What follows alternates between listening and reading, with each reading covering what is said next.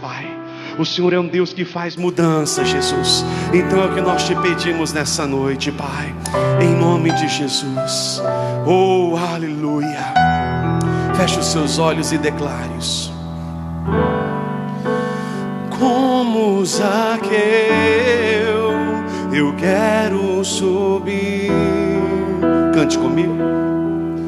Mais alto que eu puder, só pra te ver e olhar para ti e chamar sua atenção, e chamar sua atenção para mim.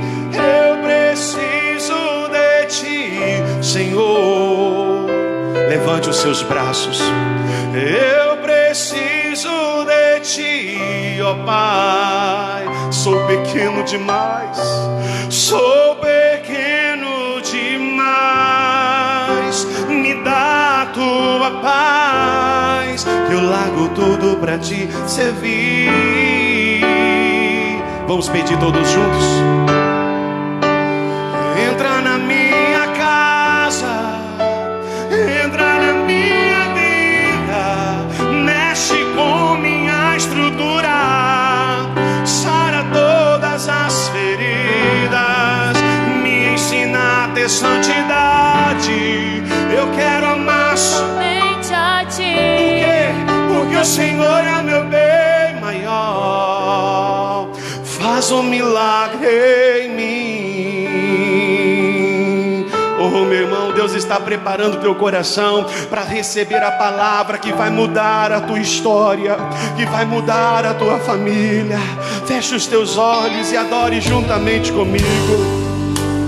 Como Zaqueu, eu quero subir. O mais alto de que diga, o mais alto que eu puder, e é só pra te ver e olhar para ti e chamar sua atenção, e chamar sua atenção para mim. E eu preciso de ti, Senhor. Se você precisa, declare isso para Ele. Eu preciso de ti, ó Pai. Sou pequeno demais, sou pequeno demais. Me dá a tua paz, eu largo tudo pra te servir. Então vamos declarar.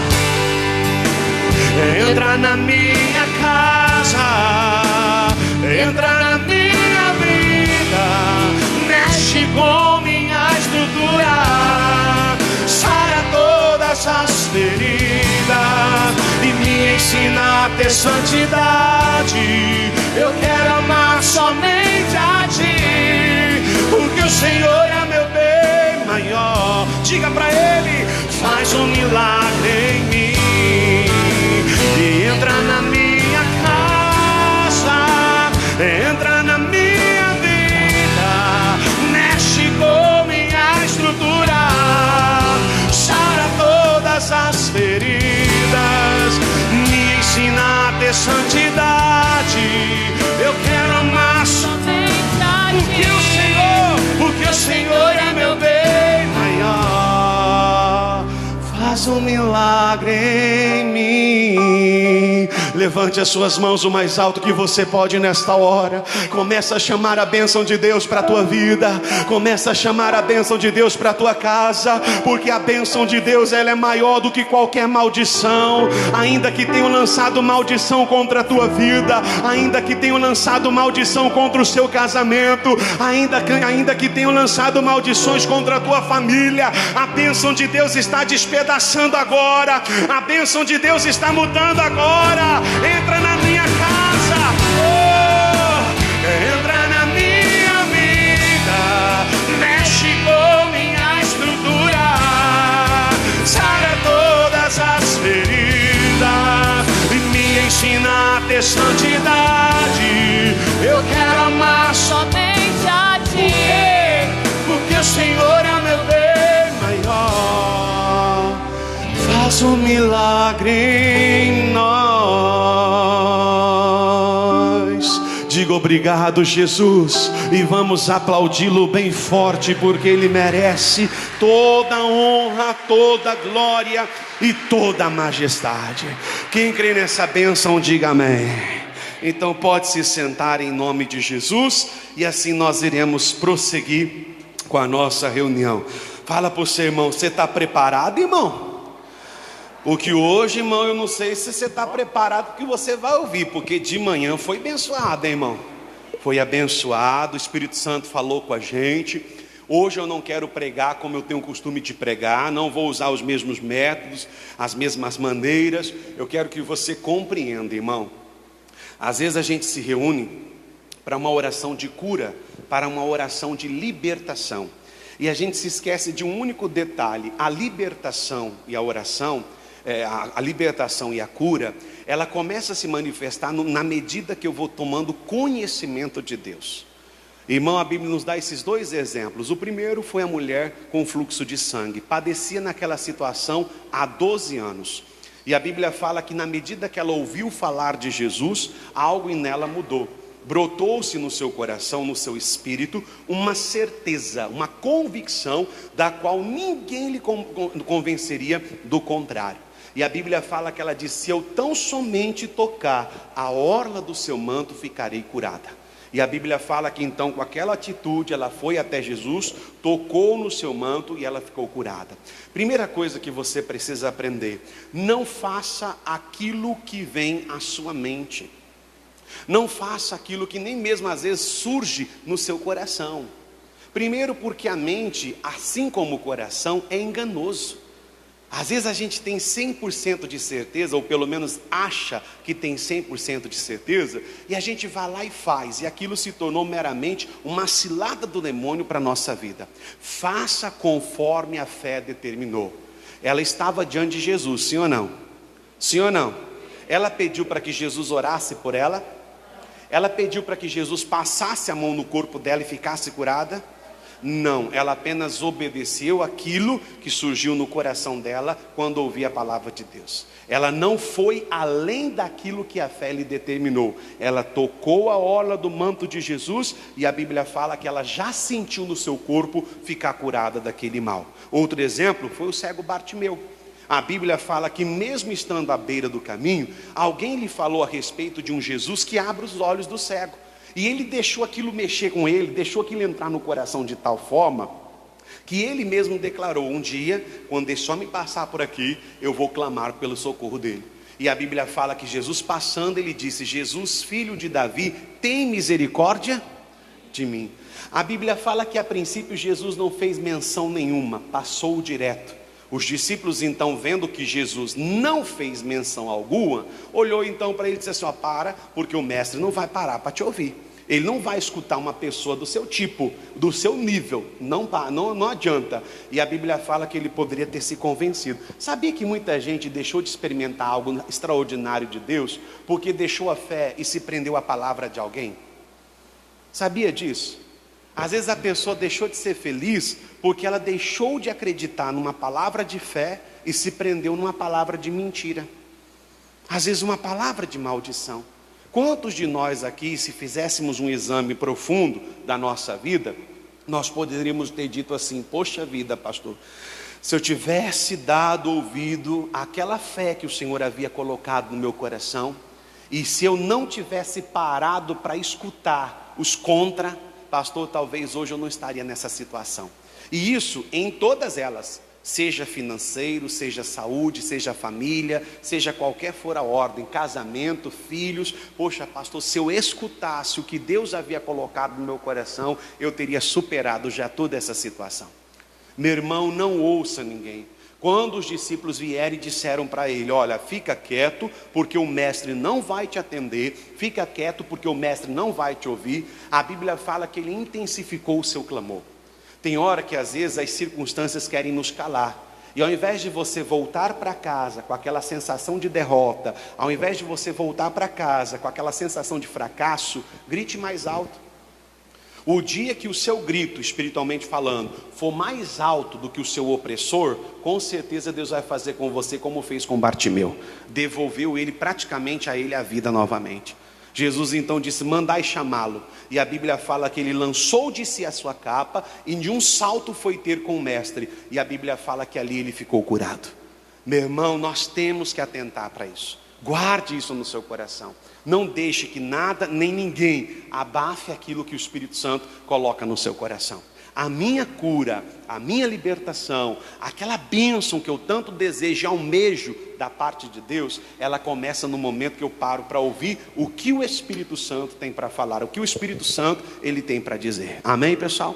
Amém, irmãos?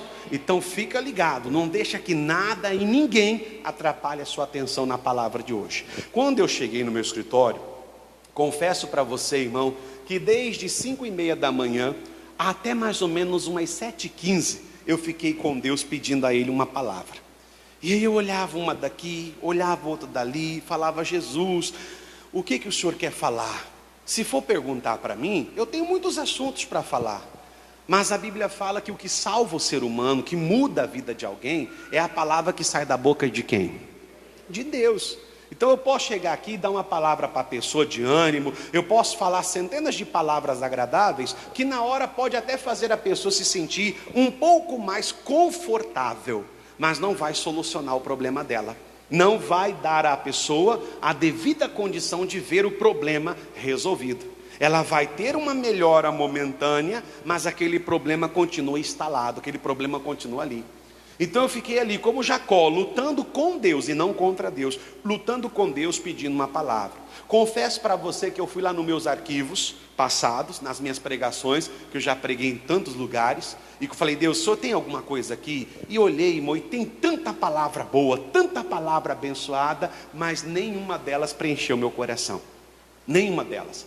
Até que de repente, irmão, na leitura geral, eu vi uma palavra, e essa palavra Deus me deu tudo o que nós precisamos ouvir. Ela fala sobre reputação. Qual tem sido a sua? Ah, pastor, como assim? Reputação é um conceito que uma pessoa tem a partir do público ou da sociedade em que você vive. Ou seja, é uma opinião que alguém tem a seu respeito. E a reputação, ela pode ser feita de duas formas. Uma, daquelas que inventam a nosso respeito, e aquela que realmente eu tenho tido. Então, primeira coisa que você tem que entender: a sua reputação, uma, é aquela que realmente você deixa, a impressão que você deixa, ou então pode ser aquela que inventam a seu respeito. E olha que nós temos muita gente inventando reputação errada. Se você pegar o exemplo de Cristo, que é o nosso exemplo principal hoje, a Bíblia fala que eles procuraram alguma forma de acusar Jesus, de condenar Jesus. Eles queriam achar algum erro em Jesus para que pudesse justificar, mandá-lo prender, açoitá-lo ou até mesmo crucificá-lo. E a Bíblia fala que eles examinaram daqui, examinaram dali, e nada do que eles tentaram foi válido. Até que um deles chegou para um dos rapazes lá e disse o seguinte: nós te daremos uma certa quantia em dinheiro se você disser que você viu Jesus fazendo isso, isso e isso. Criou uma reputação falsa para que eles pudessem ter com que condenar Jesus. Então existe aquela reputação maligna que o diabo enche o coração de algumas pessoas. Talvez alguma delas já tenha uma treta, como diz o ditado, com a pessoa. Ou às vezes a pessoa já tem um sentimento de raiva, de mágoa, sabe? Existe uma palavra que é bem usada nos dias de hoje, acho que é despeito, é isso? A pessoa já tem um despeito. Qual que é a palavra? É isso mesmo, né? Não é o ranço, é bem usado, é tipo despeito mesmo. A pessoa, sabe, aquela pessoa despeitada, é isso que fala? Ajuda eu, gente. Essa palavra existe? Você não conhece? Aquela pessoa que tipo assim, vê que você consegue, aí fica assim remoendo de raiva, despeitada. Aí em vez de às vezes falar assim, poxa, que maravilha, que bom, hein, glória a Deus. Não, bota um monte de defeito, tenta jogar um monte de balde de água fria. Então existem muito esse sentimento. Então a pessoa, quando ela enche o coração com as coisas de Satanás, elas sempre vão ter olhos ruins a teu respeito. E por mais que você seja uma pessoa excepcional, o diabo vai tentar fazer isso, o diabo vai tentar trabalhar nisso. Então, quanto a isso, eu não tenho que me preocupar. Ah, pastor, como não? Como que eu não tenho que me preocupar com o que os outros estão falando a meu respeito? Como é que eu não tenho que me preocupar com essa falsa reputação que as pessoas estão dizendo aí? Meu irmão, tudo que é mentira cai por terra diante da verdade. O pior erro do ser humano é quando uma má fama ou uma má reputação é forjada pelos inimigos, vem contra ela e ela deixa de ser quem ela realmente é e acaba caindo nessa cilada. O que na verdade era uma mentira, infelizmente agora parece ser que é o quê? Verdade. Então não se deixe, irmão, não se deixe levar. Porém, é importante que você pare e pense: qual é a reputação que eu tenho deixado? Qual é a marca, qual é a impressão que eu tenho deixado para as pessoas? E essa reputação, ela está tratando-se de três esferas. Primeiro, qual é a reputação que eu tenho diante de Deus? Qual é a reputação que eu tenho diante dos homens? E qual é a reputação que eu tenho lá no inferno? Ah, pastor, mas eu nunca fui lá. Glória a Deus, mas o seu nome corre lá, sabia disso ou não? Sabia disso ou não? Ah, pastor, eu não acredito. Não, meu nome está escrito no livro do céu e é comentado no inferno. O seu nome está escrito no livro do céu, diga glória a Deus, mas também é mencionado no inferno. Tipo de forma, precisamos derrubar fulano, precisamos derrubar Beltrano, precisamos fazer aquela pessoa desanimar, precisamos fazer aquele homem perder o gás, precisamos fazer aquele casal ficar assim, precisamos fazer o filho se tornar rebelde, precisamos fazer a filha se envolver com isso. Ou seja, o seu nome é comentado no inferno. Principalmente quanto mais perto de Deus você vai ficando, quanto mais íntegro, quanto mais reto, quanto mais santo você vai ficando diante de Deus, quanto mais próximo você está da sua vitória, mais o inferno vai se intensificar contra você e eu. Eu é quem não posso deixar de quem eu sou. Eu é quem não posso dar uma má impressão. Então, qual é a sua reputação diante de Deus? Qual é a nossa reputação diante dos homens? E qual é a nossa reputação lá no inferno? Eu creio que nós não teremos condições de só nesse culto falar sobre esse assunto. Mas se você quer ser bem-aventurado com Deus, além de você estar fazendo esse propósito, e quarta-feira que vem começaremos um novo, maior ainda e mais poderoso, um estudo de fé muito forte. Se você tem esse compromisso, espera aí, Deus, eu não posso perder nenhuma dessas mensagens, eu não posso perder nenhuma dessas palavras. Nós vamos pegar como exemplo o Senhor Jesus. Antes que você diga assim: poxa, pastor, mas pegar Jesus como exemplo, como alguém de boa reputação, é meio complicado para você e eu. É meio complicado para nós, pastor, porque Jesus é um ser perfeito, ele nunca errou, ele nunca falhou, ele nunca tropeçou, ele nunca errou. Mas a Bíblia fala que ele veio para ser um modelo para você e eu. A Bíblia fala que ele despiu-se de toda a sua glória, da sua prerrogativa divina, e ele veio à terra como homem. Ele estava e esteve sujeito às mesmas paixões que você e eu. De vez em quando a ira bate na sua porta, bateu na porta de Jesus também. De vez em quando a revolta bate na sua porta, também bate na sua porta, na porta de Jesus também. E algumas que a Bíblia não cita, não significa que ele não tenha passado. Por que o senhor tem tanta certeza disso? Porque a Bíblia fala que para ele poder resgatar os que são tentados, ele precisava ser tentado em tudo. Então tudo que possa ter sido uma tentação ao ser humano, ele teve que lidar frente a frente e vencê-la. Porque se ele não vencesse, ele não poderia socorrer aqueles que estão sendo tentados. Então Jesus, por mais que ele seja o Filho de Deus, ele veio à terra como prerrogativa humana, esteve sujeito às mesmas paixões, esteve sujeito às mesmas tentações, esteve sujeito às mesmas coisas que nós enfrentamos, e venceu, para provar para você e para provar para mim, que nós também podemos vencer quando estivermos na presença de Deus. Então a primeira coisa que eu quero chamar a sua atenção é para o livro de Marcos, capítulo 1, versículo 9. Eu coloquei o versículo 9, mas eu quero ler 2 versículos acima.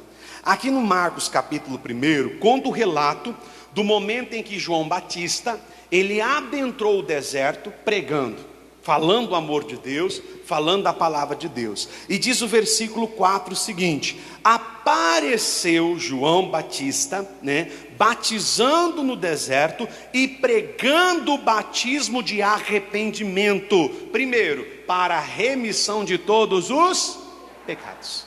Irmão, qual é a mensagem que nós temos levado para as pessoas da nossa casa? Qual a impressão que nós temos deixado para os nossos? Você já percebeu que nós estamos em uma geração que é mais ou menos assim: só servem a Deus por aquilo que eles precisam?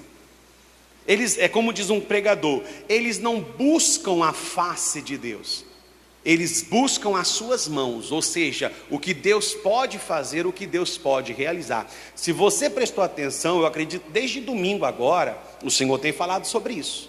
Quais são as nossas motivações para servirmos a Deus? Quais são as nossas motivações para estar na presença de Deus? Se nós simplesmente pregarmos dessa forma, que só Jesus cura, que só Jesus liberta, que só Jesus faz essas coisas, e a gente não fala das outras coisas que também são necessárias, nós vamos atrair pessoas somente interesseiras para a presença de Deus. E as pessoas que na primeira instância não receberem o que querem, como diz a parábola do semeador, ela logo vai se ofender. E o segundo passo é desistir. O segundo passo é se afastar. O segundo passo é sair de perto do rebanho. A mensagem que João Batista pregava era a mensagem do arrependimento, irmão. E a gente não pode colocar-se de fora. Nós não podemos olhar só para aquele que faz coisas horrendas e que explode aos olhos de todo mundo. Eu também tenho que me colocar nessa situação. Porque enquanto tem uns que às vezes são fracos em algumas circunstâncias e de certa forma expõem para tudo e para todos o seu erro, tem aqueles que mantêm o pecado escondido na onde? No coração. E acha que nunca vai ser descoberto. Acha que nunca vai encontrar. Lembre-se muito bem a palavra que o próprio Deus disse para Caim, depois de ter matado Abel. Caim, cadê seu irmão? Por acaso eu sou guardador do meu irmão? Não foi eu que criei ele? Como diz algumas mulheres em alguns lugares, não foi eu que pari. Por que eu tenho que ficar preocupado? Essa foi a resposta de Caim. E aí Deus então virou para ele e falou assim: ô Caim, um pouco antes, por que descaiu o seu semblante? O pecado jaz às portas. Ou você se arrepende, ou ele então vai te achar, ele vai te encontrar, ele vai te dominar. Então nós temos que abrir os olhos. Que tipo de mensagem nós temos levado para dentro do nosso lar? Que tipo de mensagem nós temos levado para dentro da nossa família? Talvez nós estamos alimentando a nossa casa de um tipo de nutriente, mas estamos deixando eles deficientes de outros.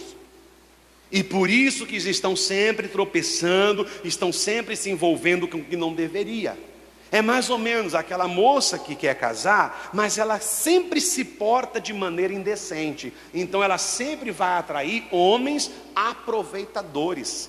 Porque o dia que esses homens quiserem casar, com certeza elas não estarão na lista para matrimônio. Eles vão usá-la do jeito que eles querem, mas o dia que eles quiserem constituir família, a primeira pessoa a ser riscada vai ser ela.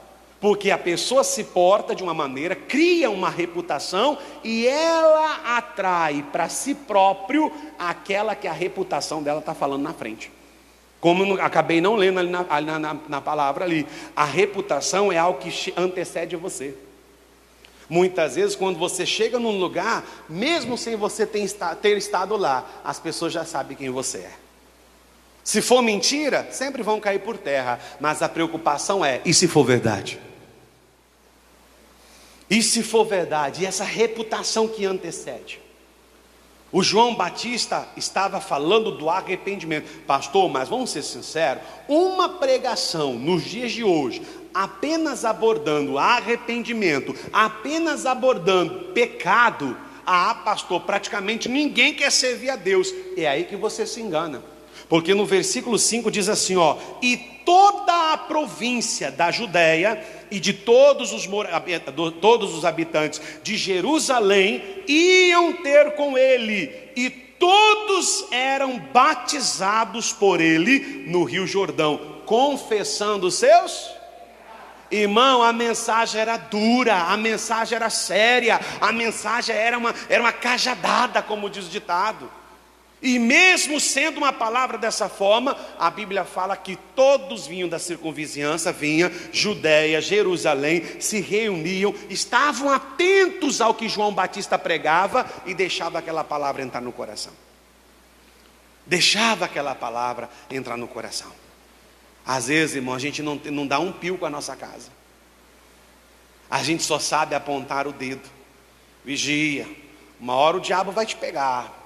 Abra os olhos, cuidado, Satanás está no seu encalce. Mas e cadê a palavra da vida? O ladrão, ele não vem se não for para matar, para roubar e para o quê? E aonde fica a parte que diz que Jesus veio para dar vida e vida com abundância? Será que a gente não conhece esse lado de Cristo? Se a gente não conhece esse lado de Jesus? Será que a gente só conhece o lado severo dele, que ele não aceita isso, que ele não aceita aquilo, que ele não concorda com isso, que ele não concorda com aquilo? A mensagem era de arrependimento. A mensagem é para que viesse ter remissão dos seus pecados. E enquanto ele pregava, quem apareceu para ser batizado com ele? Jesus. E olha o que diz o versículo 9 então. E aconteceu que naqueles dias, que Jesus, tendo ido de Nazaré, da Galileia, foi batizado por João no rio. E logo que saiu da água, viu os céus abertos e o Espírito, que como pomba, descia sobre ele. E ouviu-se uma voz dos céus, que dizia: este é o meu filho, em quem me comprazo. Em outras palavras, este é o meu filho amado, em quem tenho alegria. Olha aqui, irmão, essa era a reputação que Jesus estava deixando diante do Pai. Era alguém que fazia, que vivia, que andava, que se portava de maneira que causava alegria ao coração de Deus. Coloque você agora em evidência. Esquece a mulher, esquece o marido, esquece o filho, esquece qualquer pessoa que possa vir à sua mente. Coloque você. Porque se eu não estiver enganado, uma das orações que você fez hoje aqui foi: Deus, fala comigo, me dá uma palavra, eu preciso que o Senhor fale comigo. Você pediu e agora Deus está falando. Deus está falando. Então tira de evidência sua esposa, tira da evidência o seu marido, tira da evidência os seus filhos, tira da evidência a sua família, as pessoas que estão à sua volta, e coloca-se como centro. Que tipo de alegria você e eu temos causado ao nosso Deus? Ah, pastor, mas é uma palavra, é uma pergunta muito complicada. Claro que não. Se a gente ir lá no livro do apóstolo Pedro, em 1 Pedro capítulo 1, 3 João, não é Pedro, não é João, 3 João capítulo 1, nós vamos ver duas coisas que causam alegria ao coração de Deus. Vamos ler lá? Ó presbítero, ao amado Gaio, a quem na verdade eu amo. Continua: amado, desejo que te vá bem em todas, e que tenhas acima de tudo o quê? Assim como bem vai a tua. Então dá de se entender o seguinte, irmão: se eu não estiver bem com Deus, comigo mesmo ou com Deus, eu não vou estar bem com ninguém que está à minha volta. Eu não vou estar. Eu não vou estar bem com ninguém, nem com o sistema, nem com o mundo. Eu vou estar de mal com a vida. Eu vou ser aquela pessoa que vou estar sempre com a cara, como as pessoas dizem, como maracujá de gaveta, sempre franzido, sabe? Nenhuma expressão de alegria, nenhum sorriso. E ainda que às vezes a pessoa sorri, você vê que é um sorriso o quê? Falso e forçado. Falso e forçado. E essa não é a alegria que o Senhor nos dá. Não é a alegria que o Senhor nos concede. Porque a Bíblia fala que Ele pega as vestes de tristeza e transforma, Ele troca por vestes de quê? De alegria. Qual é a nossa reputação? Eu quero que te vá bem em todas as coisas. Essa é a palavra de Deus. Irmão, a gente sabe que o Senhor Deus, Ele quer que a gente vá bem em todas as áreas. Mas por algum motivo a gente ainda deixa Satanás nos convencer de que talvez nessa área a gente não vai ser tão realizado assim. A gente deixa Satanás implantar um pensamento tão negativo, que por mais que Deus esteja dando todas as chances para a gente dar a volta por cima, a gente prefere ficar exatamente com aquilo que nos faz mal. Prefere ficar com exatamente aquilo que nos entristece. É como se diz, você pode falar 10 palavras boas para aquela pessoa, mas o dia que você falar uma ruim, ela acaba a amizade com você por causa daquela uma ruim. Você diz sim, sim, sim, sim, sim mas o dia que você fala um não, a pessoa se emburrece com você. A pessoa se chateia com você. Aí você fala assim, meu Deus, não entendo, fulano mandou uma mensagem para mim hoje, o que será que está acontecendo? Aí você vai lá e manda mensagem, está tudo bem? Aí a pessoa responde em poucas letras, tá. Aí você fala, não tá não, porque ela não responde assim. Que geralmente é aquele texto, né? Ô meu amado, ô minha amada, ô meu irmão, claro, tá tudo bênção, glória a Deus. Eu só não te falei nada ainda, porque eu estou muito ocupado agora. Mas olha, irmã, depois eu vou te contar a bênção, está tudo maravilha. Mas quando a pessoa te responde em poucas letras, irmão, é um telão se abrindo diante de você, provando que a coisa não está tão boa não, que o diabo está criando alguma situação ali, que o diabo está armando alguma cilada ali, que o inferno está trabalhando naquele lugar. E ao invés da gente lutar contra aquilo, às vezes a gente acaba deixando se levar. Ah, mas eu também não dependo dela não. Quer acabar a amizade? Problema. Quer ir para o inferno? Vai para o inferno. Eu quero ir para o céu. Desse jeito você vai para o céu? Dessa forma, dessa maneira, sendo que as próprias epístolas nos ensinam dizendo que se eu aborreço o meu irmão, é porque a Bíblia fala que a luz de Deus não está em mim, o amor do Pai não está em mim. Como que você vai ficar assim? Como que você vai ficar dessa maneira? Eu quero que te vá bem em todas as coisas e que acima de tudo ainda tenhas saúde. E aí continua, olha o que diz mais. Porque muito me alegrei quando os irmãos vieram e testificaram da tua, como tu andas não tenho maior gozo traduzindo é alegria, não tenho maior alegria do que esta. Qual é, pessoal? O de ouvir que os meus filhos conhecem a verdade. Amém, irmãos? Amém, coisa nenhuma. Não é isso que eu li? Está vendo? Vamos ler de novo? O de ouvir que os meus filhos conhecem a verdade. Amém? Amém não. O de ouvir que os meus filhos andam na verdade. Não tem maior alegria do que essa, de saber que uma pessoa, ela não só tomou conhecimento, mas ela está fazendo de tudo para andar dentro daquela verdade, dentro daquela palavra. Meu irmão, é isso que causa alegria em Deus. Tem coisas que vêm para nos tirar, tem coisas que vêm para nos aborrecer, tem coisas que vêm para nos tirar a paz, tem coisas que vêm para roubar a nossa alegria, mas se eu ando na verdade, dela eu não saio.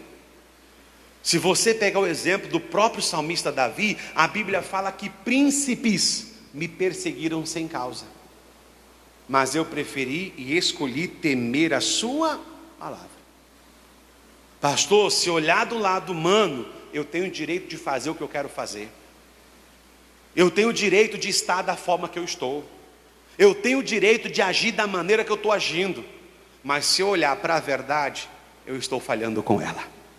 E se eu estou andando fora dela, se eu estou falhando com ela, então pode ter certeza que alegrando o coração de Deus, eu não estou.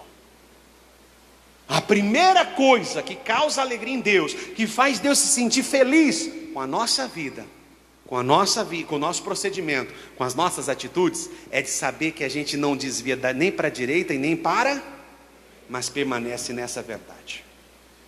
Vai acontecer circunstâncias, vão surgir pessoas no nosso caminho, virão pessoas, irmãos, às vezes até de longe, gente que às vezes até trajado de um Espírito Santo, falando de Deus. Não, você está mais do que justa, a palavra diz isso. Não, você está mais do que certo, a Bíblia diz assim. Não, você está mais do que correto, meu irmão. Não é porque nós somos cristãos que nós vamos ser um cristão bobo, não.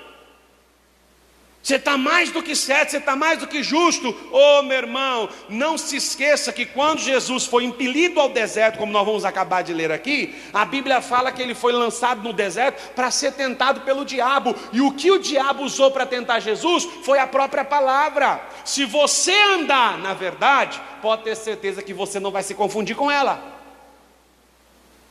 Se você andar na verdade, você não vai se confundir com ela. Agora, se você anda à margem da verdade, ainda que venha alguém e fala algo, para você vai parecer algo libertador, porque de certa forma está colaborando, contribuindo para aquilo que você já está sentindo. Não tenho maior alegria do que esta, de saber que os meus filhos andam na verdade. A segunda continua mais embaixo. Vamos lá? Volta, continua aí. Que andam na verdade. Prossegue. Amado, procedes fielmente em tudo o que fazes para com os irmãos e para com os estranhos. Segunda coisa, além de andar na verdade, temos que andar em fidelidade. E como anda a sua com Deus? Como anda a nossa fidelidade com o Senhor, irmão?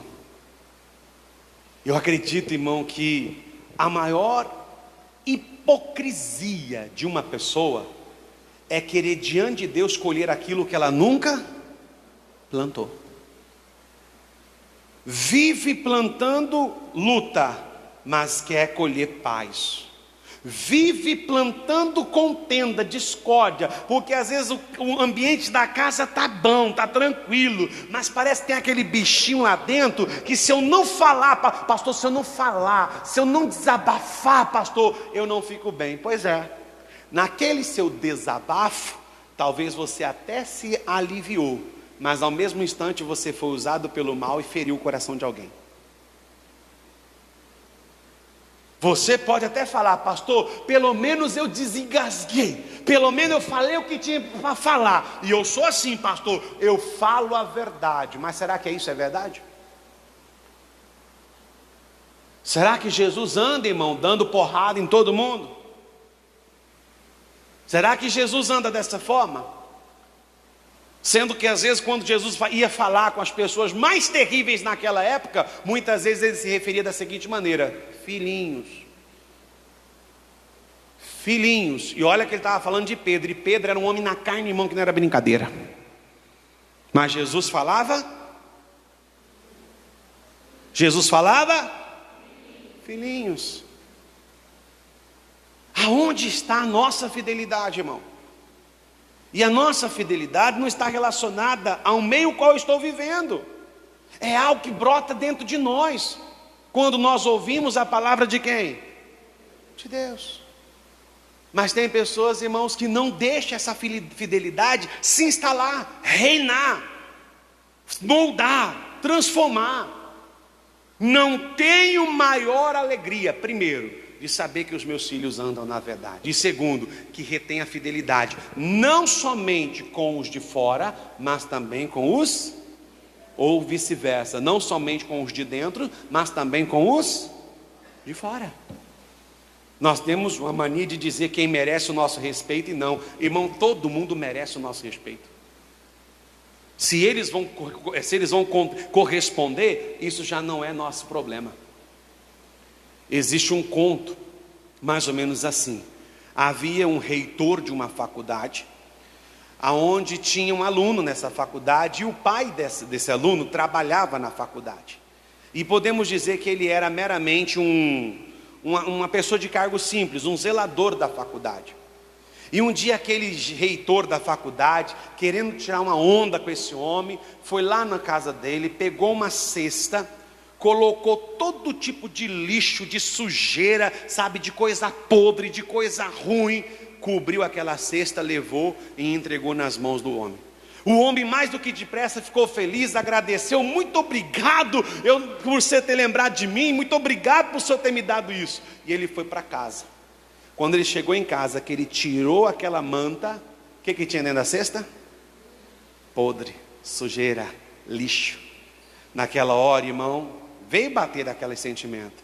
Ele pegou aquela cesta, foi lá no lixo, jogou fora o que estava dentro, limpou a cesta, ajeitou ela, foi numa floricultura, encheu, comprou as melhores flores, colocou dentro daquela cesta e levou para aquele homem.